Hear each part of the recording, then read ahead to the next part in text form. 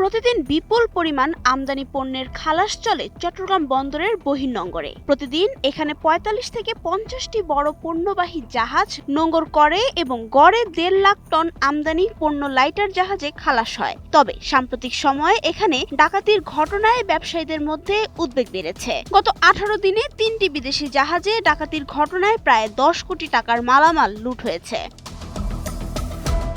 বন্দর সূত্র জানায় ২৯ জুন, ৩০ জুন এবং ১৬ জুলাই ৩টি জাহাজে হামলা চালিয়ে spare parts, mooring rope, battery ও অন্যান্য মূল্যবান সরঞ্জাম লুট করা হয়। এর মধ্যে কিছু মালামাল পুলিশ ও কোস্টগার্ড উদ্ধার করলেও অধিকাংশই এখনো উদ্ধার হয়নি।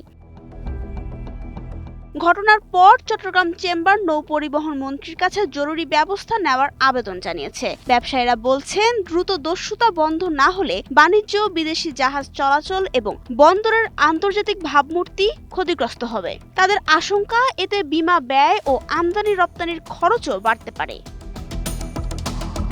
চট্টগ্রাম বন্দর কর্তৃপক্ষের সচিব সৈয়দ রেফায়েত হামিম বলেন, বহির্নোঙরে জাহাজগুলোতে সম্প্রতি চুরির ঘটনা ঘটেছে। চুরি ঠেকাতে বন্দর কর্তৃপক্ষ কার্যকর পদক্ষেপ নিয়েছে। বন্দরের মূল চ্যানেল ও বহির্নোঙরে সার্বিক নিরাপত্তা ব্যবস্থা আরও শক্তিশালী এবং কার্যকর করা হবে।